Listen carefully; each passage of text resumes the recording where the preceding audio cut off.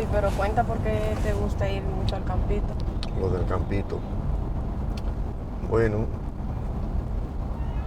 yo nací, me crié en el campo, la naturaleza, el bosque, las lomas, las montañas, los arroyos.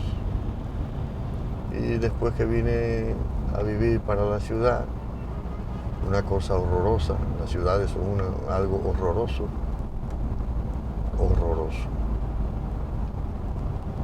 También la gente no es igual tampoco que allá. En el campo. Ajá. La gente en el campo es simple. La gente no te habla de lo que no sabe. En las ciudades todo el mundo supuestamente sabe de todo.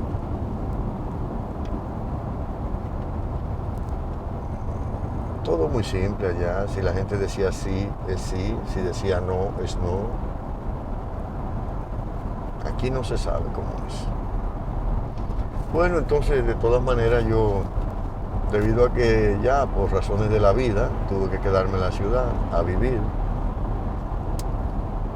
pues traté de tener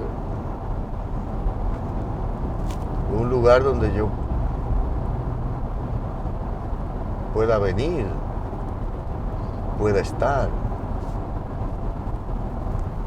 tranquilo. Eso es, simplemente, ahí con mi bosque, con las gallinas, las cosas, lo de siempre. Y también eso me ha permitido conectarme también con ese tipo de personas con las que yo crecí, que eran personas del campo. Hay un par de personas del campo que son exactamente iguales, simples. Si es sí, es sí. Si es no, es no. Y eso me da tranquilidad, me siento bien.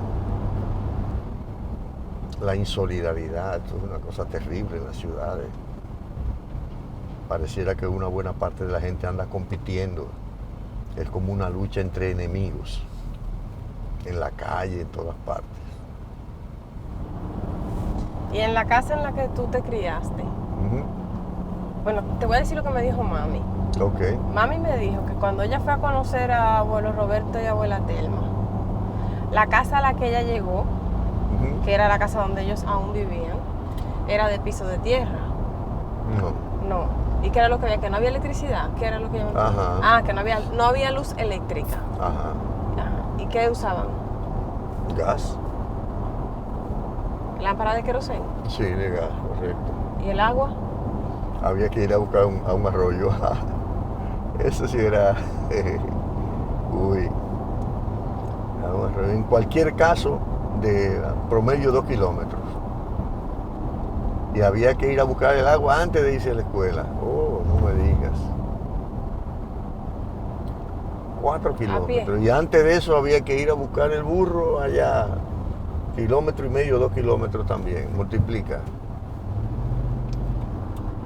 ¿No te parece que eso era un poquito como trabajo infantil? Sí, claro que sí. Pero en el campo todos hacemos trabajo infantil. Y yo iba diciendo a los organismos internacionales, trabajo infantil forzoso, claro que sí. Infantil y forzoso. Y hay que hacerlo. Es así, eso no es que qué sé yo. ¿Hoy quién lo va a hacer? Entonces, mamá dando clases en la escuela, papá en la agricultura. Ah, y entonces ¿quién lo va a hacer? Y ahí no está incluido el tema de la leña, que hay que coger para una loma a buscar leña. Eso es más o menos los sábados. ¿Tú te acuerdas una vez que estábamos viendo una entrevista que alguien le hizo, creo que al actor Sean Connery? Claro. Y él, eso éramos nosotros. Y él hablaba de su niñez. Claro. Y dijo, éramos tan pobres, que no teníamos ni para estado de ánimo. Sí. Tú dijiste, eso. Eso exactamente. Eso era mi casa. Claro. ¿Por qué? ¿Qué es eso de que no hay ni para estado de ánimo? No es que no hay en el sentido de que haya o no hay cosas materiales, sino que no tenía como el derecho a tener estados de ánimo, de que hoy estoy deprimido, hoy no tengo ánimo para tal cosa. No, señor, usted lo que tiene todos los días que levantarse y hay que hacer las cosas. Así es la vida del campo, porque si usted no la hace, ¿quién la va a hacer por usted? ¿Te ayudó eso para lo que vino después? Absolutamente, totalmente. Totalmente. Cuando tú dices, yo cuando las cosas no las quiero hacer o no me gustan o lo que sea, me pongo en neutro. Claro. ¿Tú lo dices porque lo aprendiste en el campo o porque lo aprendiste en la cárcel? En el campo y bueno, en la cárcel también ya se reforzaron las cosas, pero si yo no tengo esa base que recibí de vida dura en el campo, aguantar la cárcel iba a ser difícil. Y por eso muchas veces, mucha gente, presos políticos, no aguantaron la cárcel, se transaron y se entregaron en la cárcel. ¿Qué es entregarse? Se entregaron, se pasaron para el otro lado, aceptaron lo que le dieron. ¿Se vendieron? Se vendieron. A mí me llevaron una persona que es amiga mía hoy, está por ahí. Me llevaron un maletín con un pasaporte y una cantidad de dinero que no sé porque yo no lo conté. Para que me fuera del país, que dejara eso, ya Roberto, deja de embromar tanto, mira, toma eso, mucho dinero, un maletín de dólares. Yo no lo conté, no sé si eran de a dólar cada uno, pero era mucho. Yo después pensé también, bueno, quizá era, bueno, vamos, para no tener que matar a Roberto, vamos.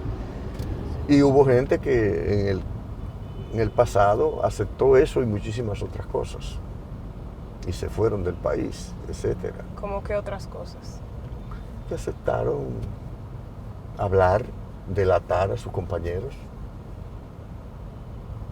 Porque algunos simplemente cogieron su dinero y su pasaporte y se fueron. ¿Es más grave delatar que coger el pasaporte? Bueno, es inaceptable todo. Todo eso es inaceptable todo. Porque cuando te están sacando de aquí, te están sacando del lugar donde tú estás haciendo el trabajo para tu país. ¿Hay manifestaciones de eso hoy? No sé. Manifestaciones en cuanto a personas que lo acepten, no sé. Pero viendo cómo está la política, lo que sí la gente ve es que hay ofertas permanentes para que se vendan, las personas se vendan. Y de hecho, por ejemplo, en estos temas del Congreso, ya lo del maletín, el hombre del maletín, eso es Vox Populi. Y cuando anda una persona con un maletín y sigue yendo, es porque hay alguien que está aceptándolo, que está comprando. Aquí estamos en el sitio. Mira aquí los camiones, los ¿Pero camioneros. esto no es el campito? No, este es el asunto de los camioneros. Ah, este es el chef. Claro. ¿Que te cae bien? Claro, ese tipo era un capitán en el Vesubio. Y puso su cosa aquí, su parada. dejó el Vesubio. Y aquí es que le va bien, de verdad. Lo que yo estaba pensando cuando estábamos comiendo en la parada, que los muchachos estaban grabando. Ok. ¿Estaban grabando? Sí, grabaron un chin de imágenes de apoyo. En el chicharrón de Leonel. ¿Cuál es el chicharrón de Leonel? ¿Tú no viste la foto de Leonel comiendo chicharrón? Ahí. No, en un sitio por ahí. Era Yanique, que dice Laura. Ok. La gente va a decir que estábamos grabando eso, estamos a candidatear, papi. Exactamente. Tú sabes que a veces hay gente que me pregunta. ¿Qué le digo? Lo que tú quieras. Pero dime, ¿cuál es la verdad? Oh, pero la que tú conoces. Yo la conozco, pero no es igual si la dices tú. O nada, yo no estoy en política. Ya.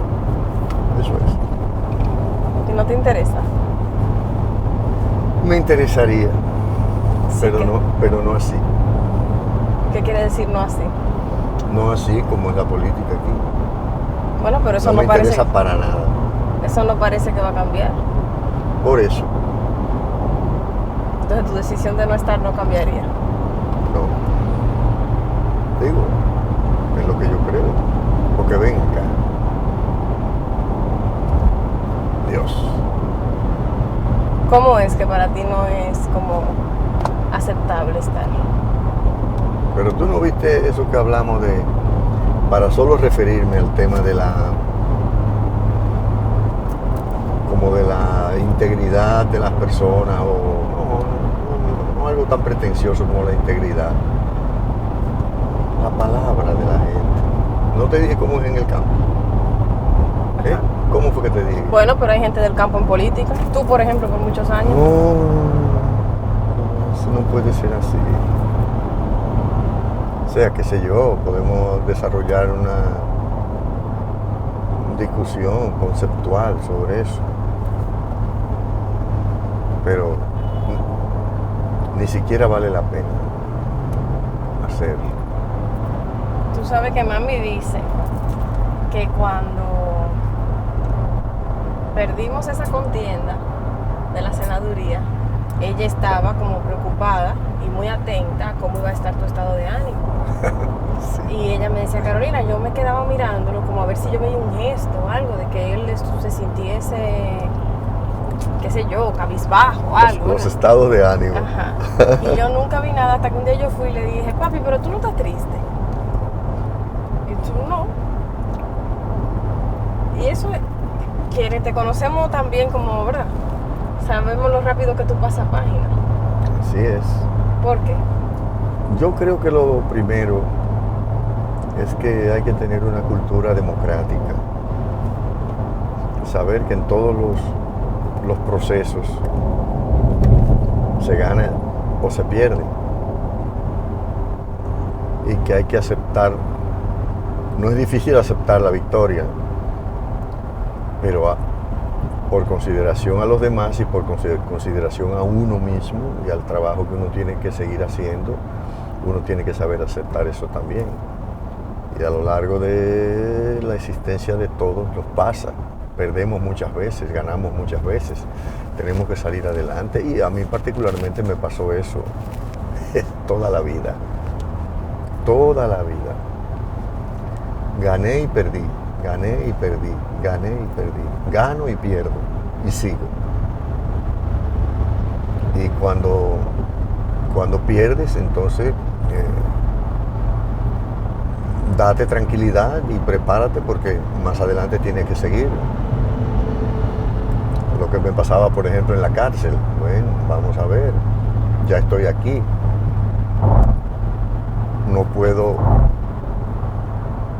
No puedo estar aquí físicamente y mentalmente, hacerme de cuenta que no estoy preso. No, estoy preso, tengo que asumir esa realidad.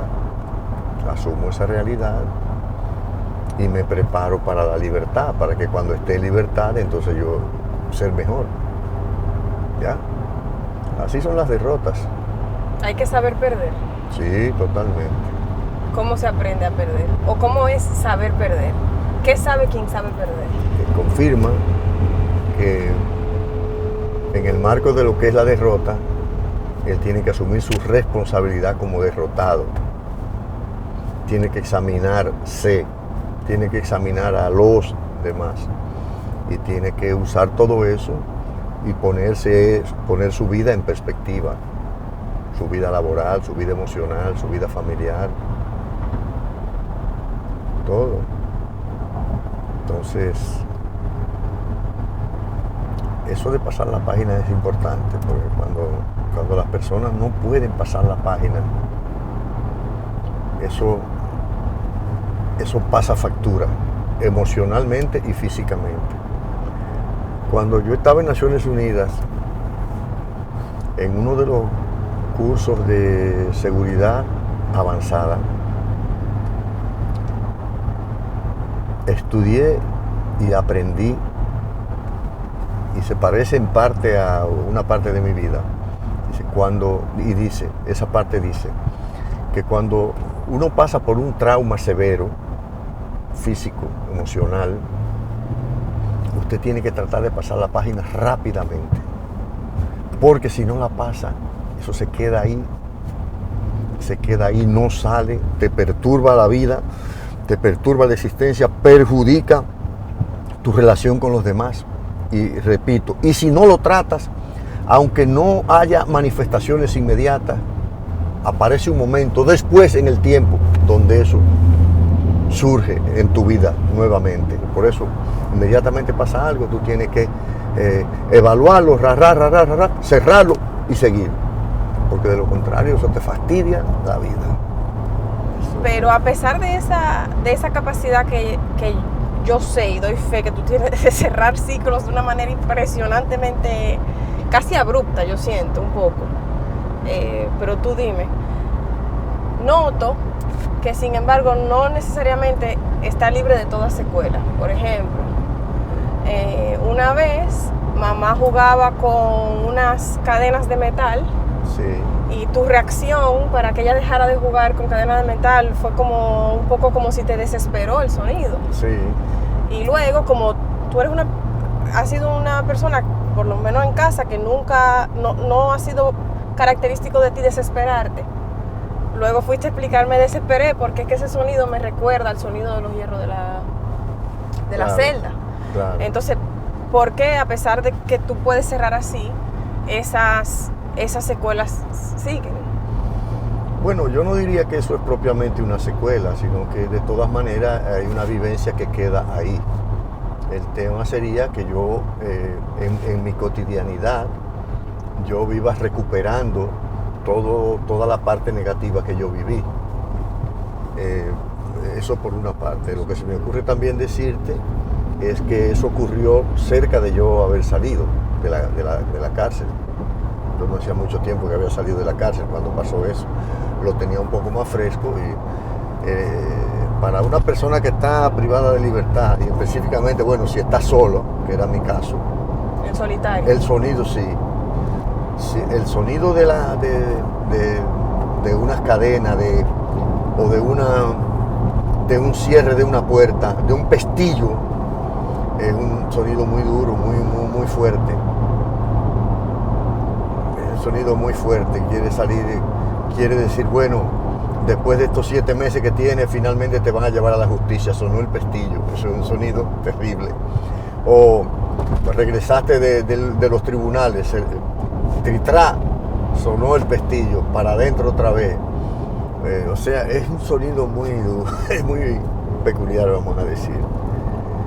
Entonces, o llegaron los guardias en el medio de la noche. Y exacto, entonces abrir, ¿qué va a pasar? ¿Qué va a pasar? ¿Me van a interrogar? ¿Qué me van a hacer? ¿Me van a matar? Pero hay que cerrar. Es un tema complejo que con 2 o 3 palabras no se resuelve, pero hay que cerrar. Y hay que saber cerrar también, no es cerrar simplemente, bueno, cerré, olvidé. No, uno tiene que ponerse de acuerdo con uno mismo. Tiene que buscar la manera de uno curarse, ¿verdad? De uno curarse. A veces yo tenía situaciones muy complicadas y yo recurría al sueño. O sea, por ejemplo, bueno, llegó la Navidad. Una vez yo tuve un tiempo relativamente largo. Llegó la Navidad, ahí estoy yo. Bueno, el significado cultural, emocional del tema de la Navidad, la familia, los abrazos, las tradiciones, llegó esa. Entonces no es verdad que yo solo ahí, desnudo ahí, sin nada ahí, ni de comer ni de nada, sin luz, etcétera. No es verdad que yo iba a esperar ni que las 8 o las 9 de la noche despierto, eso no es verdad. No es verdad. Entonces yo hacía así, me arreglaba mi mundo, y si lo que tenía era que beber mucha agua para sentirme lleno, y me tiraba a dormir ahí a las 5 de la tarde y despertaba al otro día. Digo, muy bien, ya pasó eso. Entonces, mientras tanto ahí yo soñaba de todo, yo estaba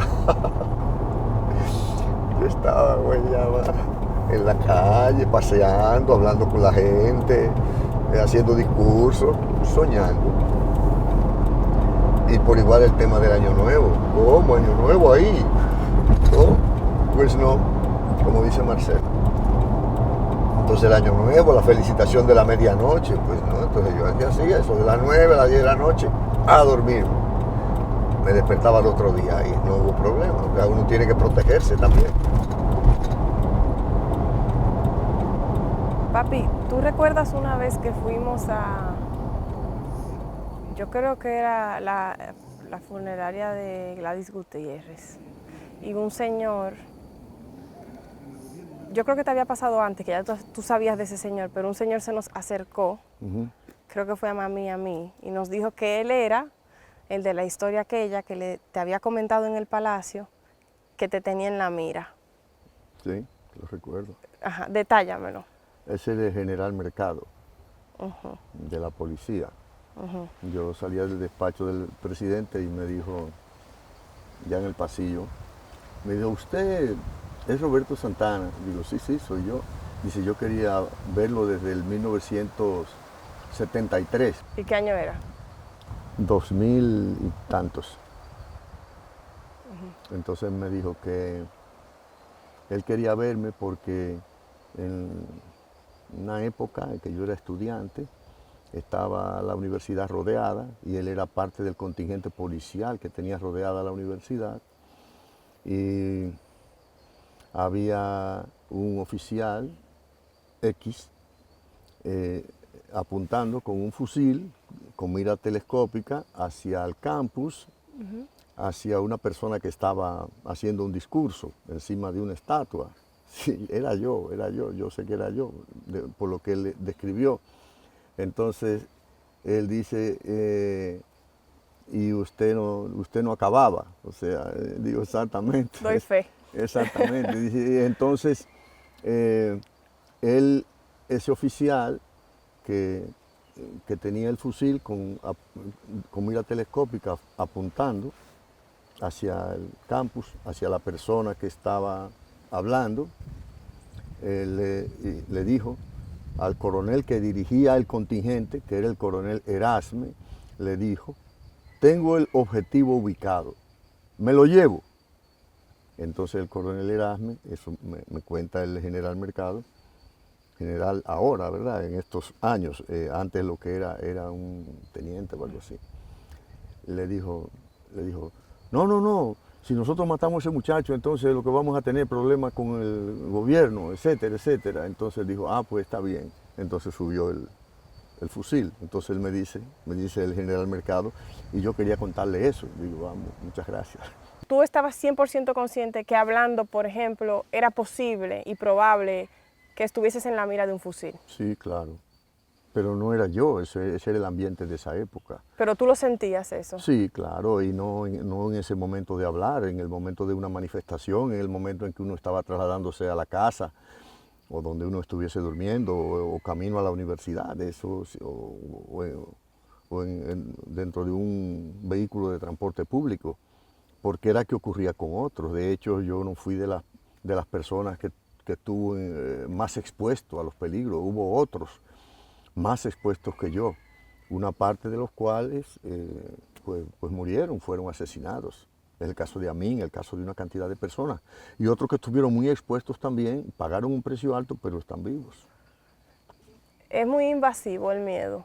Te cambia mucho la vida, las decisiones que se toman. Si un autobús, si ir a pie, es algo muy invasivo. Bueno, yo creo que es un tema más que definirlo como miedo o no miedo, es como un estado personal de alerta, de vivir en una situación de alerta. Alerta al abrir la puerta, alerta al bajar, alerta al doblar, alerta al dormir. Es decir, alerta, Algo te estar queda. alerta. Algo te queda de eso. No, bueno, se convierte en un estilo de vida. Y déjame decirte, a veces la sobrevivencia depende de eso. O ha dependido de eso para muchas personas, no sé, quizás. Si yo te pidiera que identificaras de esa época, como le llamas, quizás el momento más difícil para ti, ¿cuál fue?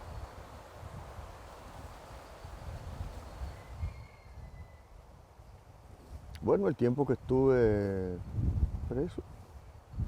Bueno, pero estuviste preso unas 70 y tantas veces. Sí, pero el tiempo en el que estuve preso en La Victoria y preso en el Seibo, esos dos lugares fue dos momentos, o dos tiempos, no un momento, esos dos tiempos más si se quiere, más así, como ¿Por qué? un poquito, bueno, por un poquito de incertidumbre. Uno no sabía, No sabía qué. no sabía lo que podía pasar. Y no obstante, yo tenía un grado saludable de alerta y eso me mantenía saludablemente dispuesto. Eso es lo importante en ambos casos. En el primer caso no pasó nada, en el segundo pasó bastante, pero todo se... ¿Qué pasó en el segundo? No, en el segundo ahí, como dice la gente, nos embrujamos, un oficial y yo, y que terminó siendo extremadamente amigo mío con el paso del tiempo. ¿Me dices quién aquí? Oh, Soto Jiménez, mucha gente lo sabe eso. ¿Y por qué? ¿Te portaste mal? No, de hecho yo era un preso político, a mí me tiraron ahí de un helicóptero, me soltaron ahí en la fortaleza del Ceibo. Cerca de, qué sé yo, casi de noche ya. ¿Y por qué de un helicóptero? Bueno, a una serie de presos políticos nos regaron ahí de una manera rápida y a mí me tiraron ahí en el Ceibo, pero entonces ahí no había un papel que dijera estoy entregando el preso tal o algo así. Y nadie recibiéndome, ¿tú entiendes? Desaparecerte era ¿Cómo es fácil. esto? Entonces digo, ¿qué es lo que pasa? Y como eso era una cultura de los gobiernos, entonces pues nada, de esa época, entonces yo simplemente me subí encima de una mesa de cemento, que parece que antes había un comedor ahí como en esa prisión, y encima de esa mesa de cemento tiré un discurso a todo el mundo, a unos 70 presos, que yo soy fulano de tal, esto y esto y esto, y estoy preso que llegué aquí, y sin papeles y sin nada, y sin resbalo con una cáscara de guineo, ya ustedes saben, yo soy fulano de tal, para que lo sepa todo el que está aquí. ¿Y te hicieron caso? Bueno, ellos, claro, me oyeron todo, porque cuando se para una gente a dar un discurso en medio de una cárcel, imagínate, todo el mundo oye, no importa quién sea.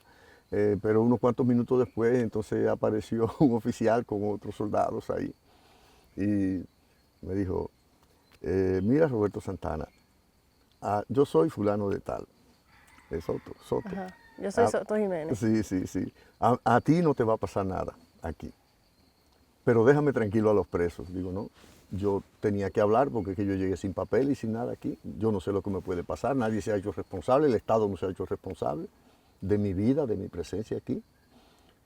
Dije, pero ya te dije, no te va a pasar nada, pero déjame tranquilo a los presos.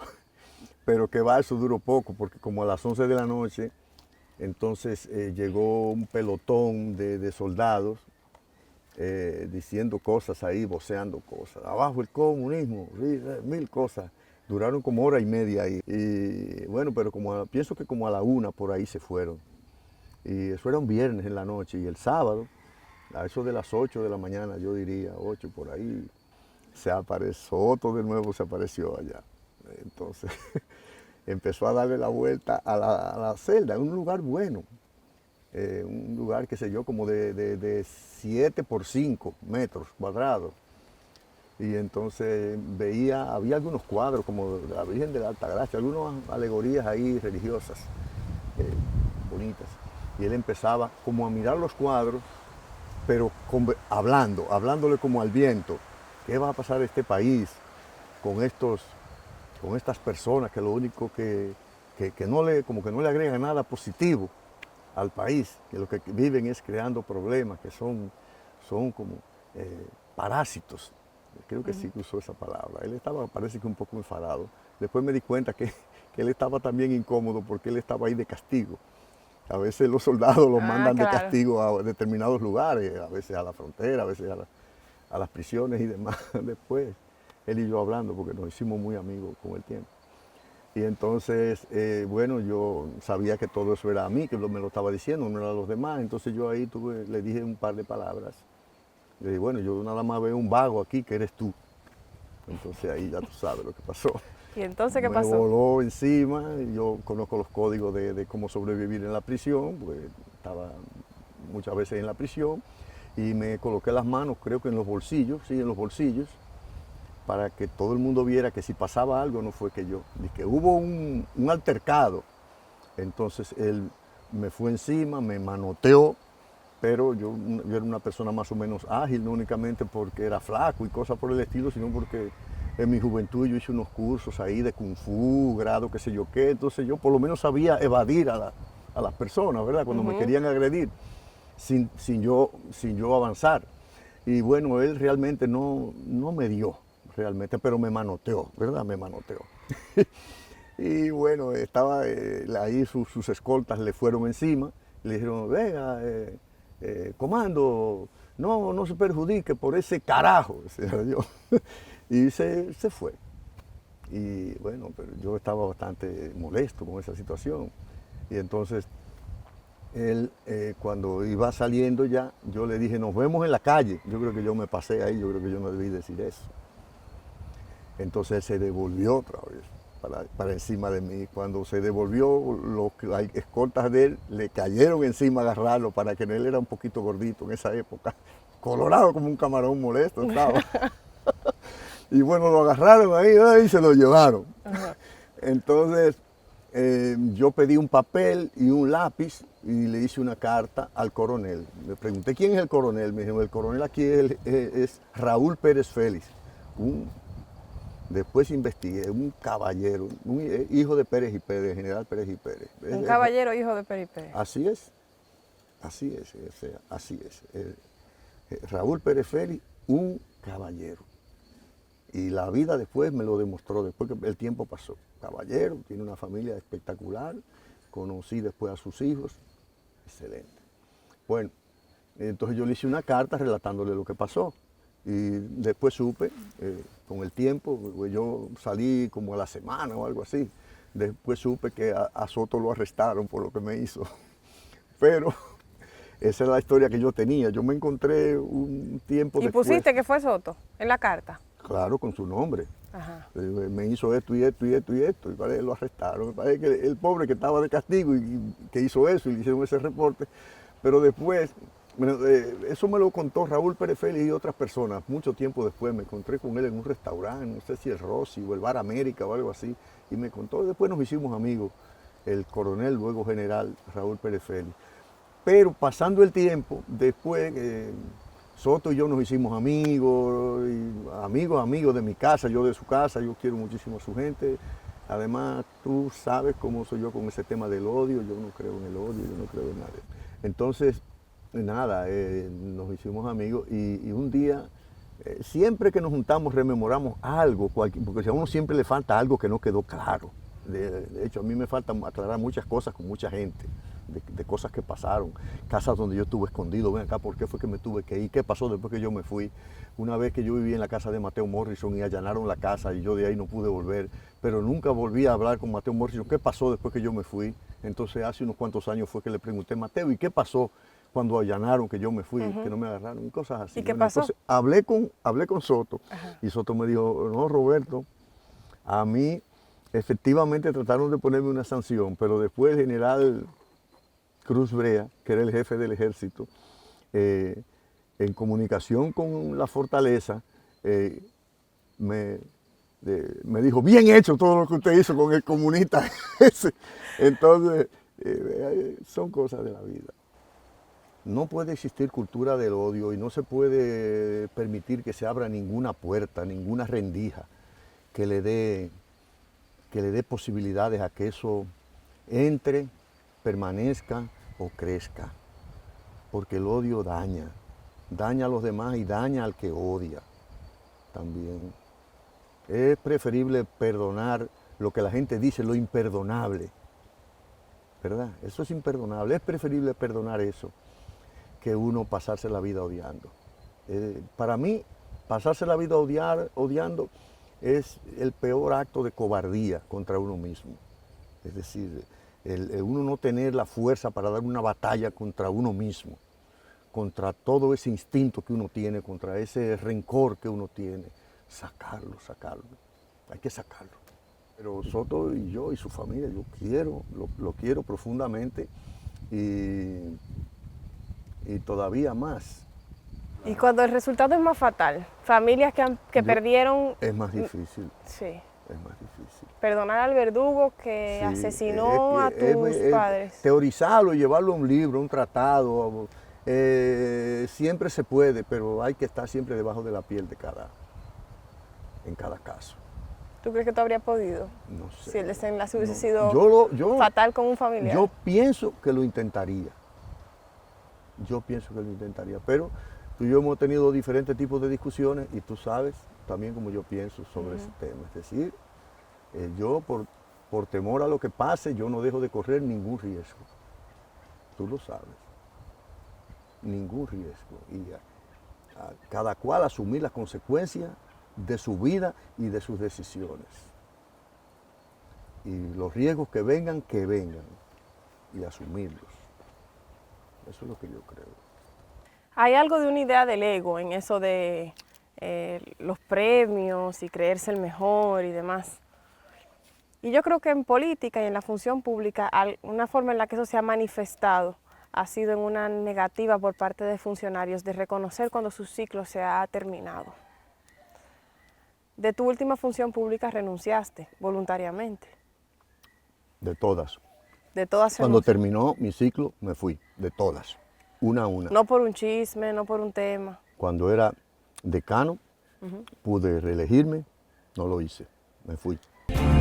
Como nuevo rector de la Universidad Autónoma de Santo Domingo, soy portador esta noche de un mandato de claustro universitario para devolverle esta universidad al pueblo dominicano y al país. Cuando era rector, terminó mi ciclo, me pullaron para que modificara el estatuto, tanto en la UAS ahí como en el gobierno. Que no permite que se repostule. Correcto, el rector. Y también me negué. Pasé al tema penitenciario, cumplí mi ciclo y me fui. Fui a la ONU, fui responsable del director a nivel regional en estos países de la reforma penitenciaria del Centro de Excelencia, terminé mi ciclo y me fui. En la Academia de Platón había en la entrada un rótulo que decía: no entres si no sabes geometría. En esta academia bien podríamos escribir la frase: no entres si no amas a la humanidad. Con este acto y estas palabras damos por abiertas las puertas de la Academia del Modelo de Gestión Penitenciaria en Guatemala, que llevará el nombre de un hombre ilustre e ilustrado, amigo y compañero, que por años nos ha estado acompañando, más de 9 años, acompañándonos en ese proceso de reforma del sistema penitenciario, y que ahora está con nosotros. Roberto Santana, muchas gracias. Esta academia llevará tu nombre.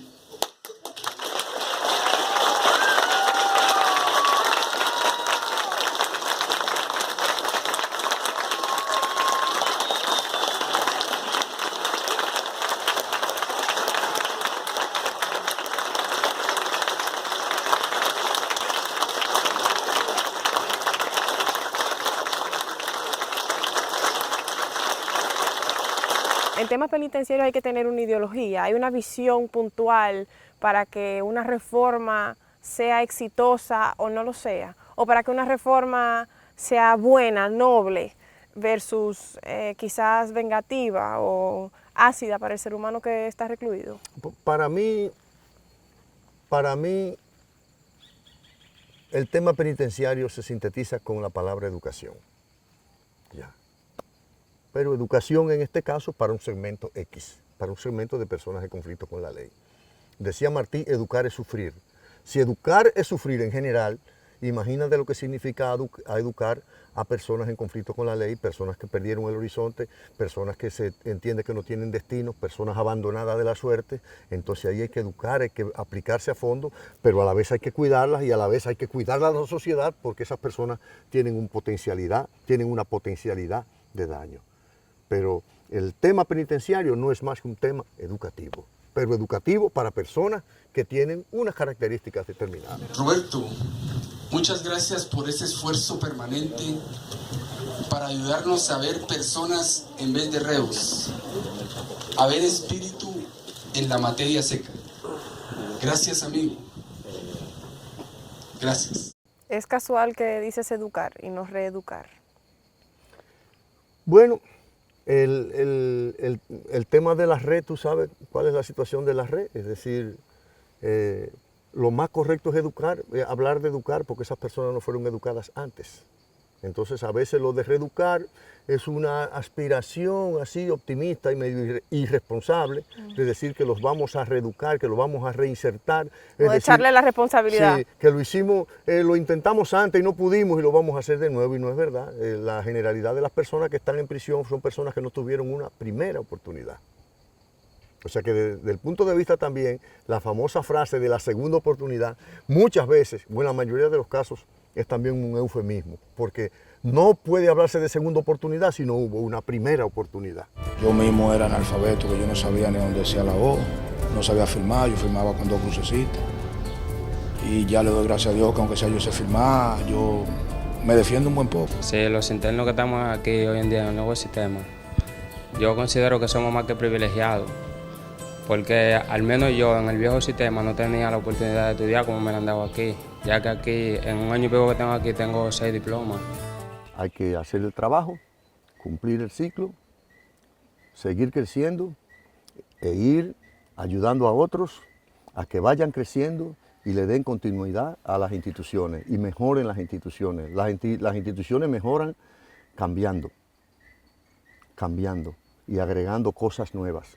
Y los que pasan por los lugares aportando su experiencia a los que llegan, para que lo sigan haciendo bien y estimularlos a que después que terminen su ciclo den paso a otros. Ahí hay 2 temas. Uno, la reelección. Ajá. ¿Ya? ¿La reelección? Dime No, algo. yo no estoy de acuerdo. No estoy de acuerdo con esta. No estuve de acuerdo con la anterior. No estuve de acuerdo con la reelección de Leonel en aquella ocasión. No estuve de acuerdo con la reelección de Hipólito. Y con la de Balaguer todo el mundo sabe. Estoy totalmente de acuerdo con el razonamiento de que nosotros institucionalmente no estamos preparados para eso. Hablando de democracia, ganaste unas elecciones estudiantiles desde la cárcel Yo era presidente de la Federación de Estudiantes. y estabas aspirando a... Estaba preso. Ajá. Y entonces los muchachos en la UAS, para que yo no me pudriera en la cárcel, me postularon a que me quedara como presidente de nuevo. Uh-huh. Porque si perdía, como ya había pasado con Chino Bujosa, Ajá. que perdió, y eso le costó 3 años más preso. A mí, al yo ganar, entonces en febrero me soltaron. Eso fue divertido. ¿Quién te fue a avisar que ganaste? Creo que alguien, es muy borroso todo a esta distancia, se me voceó como de una cosa, me hizo señas, ganaste, algo así. Yo he oído que fue Chino Puerto Plata. Puede haber sido Chino, sí, ganamos. ¿Te pusiste contento? Sí. Ajá, pero imagínate, es que si yo perdía a mí no me iban a soltar más nunca. Ahí. Y cuando contaron los votos, yo cogí con unos amigos del grupo Fragua, cogimos para la preventiva, que él estaba preso allá, y lo que vimos entre las rejas fue eso, el manojo de cabello que él siempre ha tenido metido entre las rejas así, y yo lo pité y le levanté la mano y le dije, ganaste. ¿Y cómo se hace campaña desde la cárcel? No, ¿y qué la campaña le hicieron los otros? Y que yo ni me enteraba, porque yo ni recibía visita ni nada, imagínate, nada. Ni recibía periódicos, ni libros, ni nada. Hay otra que es de cuando el jefe de la policía, tras la muerte de uno de los compañeros a mano de policías, se presenta en un evento de la UAS. Ah, sí. Es simplemente que había el rector de ese momento, invitó a dictar una conferencia al subsecretario general de la ONU, Gabriel Valdés, e invitaron al gobierno. En la invitación del gobierno, invitaron al ministro de Interior y Policía, y según me dijo el ministro de Interior y Policía, Vicente Sánchez Baret, Vicente Sánchez Baret, él invitó al jefe de la policía. Pero el jefe de la policía, no quiero mortificar a su familia ni nada por el estilo. Eso eres tú diciendo que te ahorras el nombre. Sí. Ok. hubo estudiantes que se enteraron de esa actividad y me dijeron, mira Roberto, ahí está el general tal, jefe de la policía, que es el que estaba, digo, sí, ese fue el que mató a William Mieses, él y otro. Mató a William Mieses en San Francisco de Macorís. Y me dice, mira, y además de eso, aquí está Roberto Mieses, que es hermano de William Mieses, que es estudiante, que es de nosotros. Y ahí, vamos a hacer un lío ahí en la Magna, porque es increíble que ese señor que hizo eso, lo tengan ahí al frente de todos nosotros. Ese hombre no ha recibido, no ha habido justicia, no ha recibido la sanción de la sociedad. Entonces digo, bueno, correctamente, estoy totalmente de acuerdo con ustedes. Fui a tratar de resolverlo, se lo dije a Vicente, lo llamé aparte, lo saqué de la mesa directiva, le digo, mira, y esto, le repetí. Y me dijo, Roberto, dame un chance que yo lo voy a resolver. Pero el tiempo estaba pasando, el acto no había empezado, estaba a punto de empezar el acto. Y lo que iba a pasar era que después que empezara el acto, si yo intervenía ahí, o sea, iba a quedar muy mal. Yo ahí en medio del cuerpo diplomático, yo creando un problema. Entonces volví a hablar con Vicente, Vicente no lo resolvió, entonces yo me puse de pie frente al público y le dije al público lo que estaba pasando, antes de que empezara a hablar en el podio, antes de que le dieran apertura formal. ¿En el podio con el micrófono? No, in voce, a capela, o sea... sin micrófono. Sin micrófono. Frente a todo el mundo le dije, mire, aquí está pasando esto, es improcedente que el jefe de la policía esté aquí, se lo dije a todo el mundo, habrían, qué sé yo, 500 personas, más o menos ahí, que se escuchaba bien por la característica de ese auditorio. Y además le hablé en voz alta. Y entonces después que terminé de decir eso, me volteé, señalé en la directiva, señalé al jefe de la policía, y le dije, yo le pido que usted se retire de aquí ahora. Y el tipo recogió su kepi y se fue. Ahora, ya tú sabes, después vinieron unos editoriales que a ti que te gusta investigar, ojalá que los No, yo los tengo. Ah, sí. Claro, así porque yo me enteré, no fue porque tú me lo contaste. Ah, ok. Un editorial del periódico El Sol, acabando conmigo. La inmadurez. Y bueno, y me dijo el relacionador público de la policía, el poeta Máximo Avilés Blonda, me llamó aparte y me dijo, Roberto, lo que tú has hecho es muy grave y tu vida corre peligro. Desaparécete y cállate por un año. Cosas de la vida. Ese tema de William Mieses generó también otros altercados en la universidad. Claro que sí.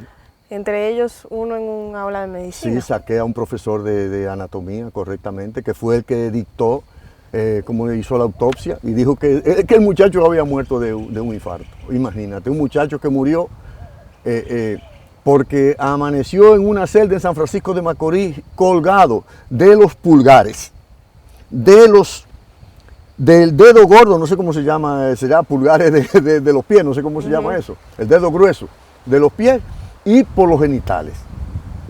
Colgado así horizontal. Colgado, sí, colgado de arriba, colgado. Claro, no le sacaron una confesión, un verdadero patriota. Y en ese... William Mieses, entonces nada, un poquito después que nos enteramos de esa bendita autopsia, pues nos fuimos allá al aula. Él estaba en el aula 106 y le dijimos, permiso profesor, pase. Queremos hablar con los estudiantes y hablarle algo a usted. Sí, no hay ningún problema. Estudiante, aquí pasó esto y esto. Por lo tanto, profesor, nosotros le pedimos que usted salga del aula, se vaya de la universidad y no vuelva. Así pasó. Cerraste el ciclo de la UAS como siento que cierras muchas cosas. Así fue. Definitivamente y de manera abrupta. Bueno, no sé si abrupta, pero definitivo. ¿Por qué no abrupto? Pasaste de la rectoría a una... Bueno, creo que sí seguiste con algunos vínculos periódicos, ¿no? Pero no inmerso en la vida guasdiana como te vimos tantos años. Sí, pero o sea, no, te digo que no es abrupto porque simplemente yo cuando terminé, pues terminé. O sea, yo terminé de rector y yo no anduve buscando y que contrátenme de nuevo, búsquenme tal cosa, yo quiero estar, no, ya yo terminé mi ciclo, ya está bien. Balaguer, de opositor a candidato a la senaduría por un partido que él presidía. A ofrecerte la vicepresidencia en más de una ocasión. ¿Hacemos el recorrido? Sí. Vamos, de opositor. En todo ese tiempo pasó lo que todo el mundo sabe, mis encarcelamientos, mis luchas y demás, Y todo ese fue el tiempo de oposición, estando en los grupos estudiantiles y estando en la izquierda. ¿Y por qué de ahí a una senaduría que era por el partido que presidía Balaguer? Bueno, es sencillo, ya yo estaba fuera de la política desde el año 1987, 88 por ahí, yo tenía, qué sé yo, 10 años fuera de la política y la provincia mía tenía una lucha por separarse de Baní y convertirse en provincia propia. Estábamos buscando una persona que encabezara esa boleta, vamos a decir, una persona que tuviera, que fuera más o menos conocida por la gente. Habíamos tenido una pérdida muy sensible un poco antes, y es que teníamos un diputado llamado Tony Isa, que era muy cercano al padre que también. Que no es Tony Isa No, que Conde. no es Tony Isa Conde, no. Había perdido la vida en un accidente, regresando de Santo Domingo precisamente, y a ellos les pareció, al padre y demás, les pareció que yo podía... ¿Pero por ese partido? No, ellos lo plantearon por quien fuera. De hecho, se habló con Peñagón, me dijo que sí, se habló con Danilo, que está ahí. Danilo Medina, el Sí, presidente. Danilo que sí, dijo que sí. Se habló con Peña Gómez, se habló con Balaguer, se habló con los partidos pequeños, dijeron que sí. Adriano, un general, Adriano, etcétera, de los partidos de veteranos civiles. PQD, todo el mundo. Era una alianza. Todo, o sea, todos estaban de acuerdo con llevarme en la boleta, en su boleta. Bueno, pero entonces, Ese ¿qué? fue ¿Te el- decidiste tú ese por el fue reformista? No, lo que sucedió fue que una parte de los partidos se retiraron. Me retiraron el apoyo. Lo retiró Peña Gómez en una conversación muy triste que tuvo conmigo en Cambita. Lo retiró el mismo Danilo, que dijo que hicieron una encuesta. Danilo siempre había hecho una encuesta, que las hace él mismo. Había hecho una encuesta en Baní y que la encuesta daba 74% al señor, ¿cómo se llama?, que está de senador ahora. Alegría. Wilton Guerrero. Guerrero. Total, que el que ganó fue un señor del PRD llamado Vicente Castillo, don Vicente Castillo. Ok. Entonces, se retiraron y los demás apoyaron. Lo que sucede es que dentro de todos esos partidos que apoyaron, el más relevante era el Partido Reformista, número 1. Y número 2, era rentable políticamente para los contrarios míos decir: Roberto lo que ha hecho es que se ha cambiado de la izquierda para apoyar a Balaguer. Pero yo nunca apoyé a Balaguer. Porque Era una alianza de varios partidos. fueron ellos, esos partidos, los que apoyaron la candidatura de Ocoa, que la encarnaba yo. Y vuelvo a repetir, nunca lo apoyé. Nunca lo apoyé. Él me apoyó a mí, porque ahí no había elecciones presidenciales. El Partido Reformista estaba apoyando a un candidato a senador de Ocoa. ¿De acuerdo? Así claramente. Y tuve relaciones con él de respeto. Después, cuando fui rector y él me pidió muchas cosas, yo no podía complacerlo porque, bueno, yo nunca he comulgado con esa forma de hacer política del Partido Reformista y demás. Y yo le buscaba algunas formas amables a él para desentenderme del tema. Y él me decía: pero este es un partido del país, venga, que yo lo voy a apoyar, encárguese. Hasta me dijo que me encargara del partido de él. Ahí están de testigos, está Pérez Bello y está Bello Andino, que estaban presentes cuando pasaron algunas de esas cosas. Y yo le decía: es que yo no puedo aceptarlo, porque además que tengo muchísimos amigos que jamás entrarían en esto. Y le digo: dígame cuáles. Yo digo: mire, por ejemplo, Nuria Piera, Juan TH es amigo mío, ellos jamás vendrían. Entonces él me dijo: pero esos son jóvenes muy vehementes, me dijo él. Entonces, el tema nunca y nunca le acepté nada a Balaguer, nada de NADA, nada.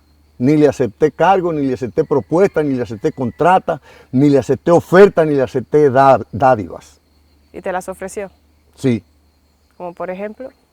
¿Qué usted necesita? No necesito nada. ¿Qué usted quiere? Yo no quiero nada. Yo soy rector de la universidad y yo lo que quiero es que usted ayude a la universidad en lo que usted pueda. Y no únicamente eso. Cuando me despedí, porque yo conseguí una silla dentro del Consejo de Gobierno, me despedí con un discurso, que por cierto anda por ahí,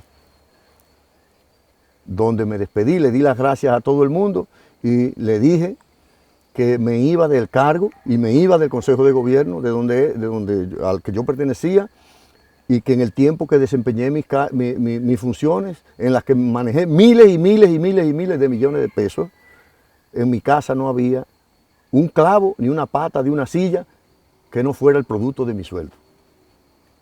todo el mundo quedó callado. Yo dije, metí la pata, me despedí mal aquí. Pero en ese momento el presidente Balaguer empezó a mover la silla. Yo dije, el hombre se va, incómodo. Empezaron a darle la silla para que él se pusiera de pie. Y entonces cuando él se puso de pie, entonces empezó a aplaudir él solo. Y después que él empezó a aplaudir él solo, todo el mundo se aplaudió, se puso a aplaudir. Y ahí, así cerró mi tiempo en la universidad. ¿Te ofreció la vicepresidencia? Sí, me la ofreció. ¿Más de una vez? Sí. ¿Qué dijo? Que lo acompañara, que él iba de paso. Para que te quedaras tú luego. Sí.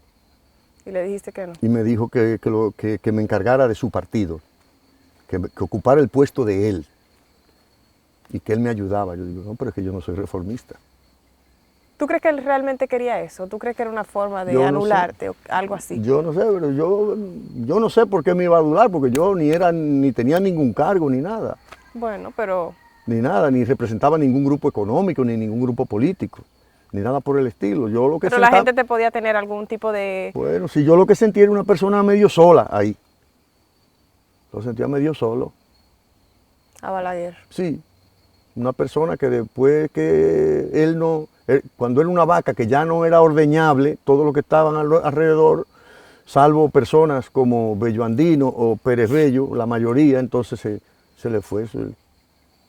Y en esos tiempos fue que él me llamó en una cantidad de ocasiones, pero yo no podía. ¿Y qué le argumentaste? Todo lo que yo te he dicho, es decir, no podía. Claro, yo lo hacía de una manera respetuosa, de una manera, ¿sabes? Pero en la vida de cómo ver el mundo, caminamos por caminos totalmente distintos.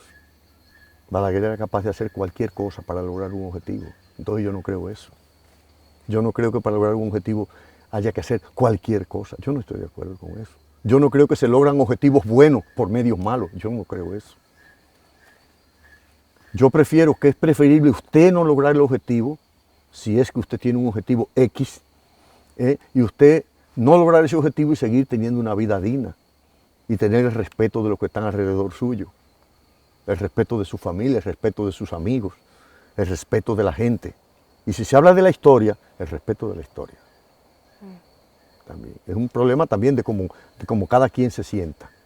Por eso es el tema también que te hablé del maletín de dinero y el pasaporte que me llevaron a la preventiva.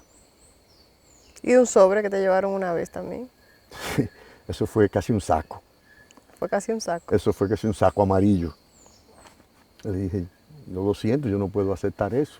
No, pero Roberto, mira, esto es de, ¿cómo se llama esa cosa? De promesa. El consejo de qué sé yo cuál de promesa, eso te mandan los suplidores, qué sé yo qué. Digo, pero que yo no he hecho nada para que a mí me den eso. Además, a mí me designaron por decreto como rector para que sea parte de ese consejo y yo lo que hice fue que fui y voté por lo que había que votar. A mí no hay que darme dinero por eso. Ellos pensaron que habías votado... No, parece que era una tradición. Eso de darle a las personas que eran miembros de ese consejo, pero yo no lo acepté. Y yo le dije, no, devuélvele su dinero a ellos, yo espero que se lo hayan devuelto. Yo tampoco averigüé eso. Pero no sé si eran pesos o qué era, pero pesaba mucho. Porque era una funda de ese alto, no de los sobre Manila pequeños, sino de los sobre Manila grandes. Cárcel, Navidad. Sí. El cuerpo enfermo porque resiste mucho. Tiros. Féretros. ¿Valió la pena? Sí, totalmente. ¿Lo harías otra vez? Uf, total. Sin titubeo. Con más, no únicamente sin titubeo, sino con más inteligencia. Con más inteligencia. Ya. ¿Estás contento hoy? Sí, claro que sí. ¿Eres feliz? Soy feliz, sí, claro, soy feliz. ¿Por qué lo piensas? Lo pienso, caramba, porque habiendo tantas tragedias en el mundo, caramba, es una barbaridad. La felicidad casi es un egoísmo. Y habiendo tantas tragedias y tantas cosas que han pasado. Pero bueno, ya soy feliz por estar vivo y por todo lo que está alrededor y por los días que faltan. Bueno, entonces se acabó esto, señores. Se acabó Pero esta entrevista. yo te quiero. Y yo te adoro, Carlola. Gracias, Pablo.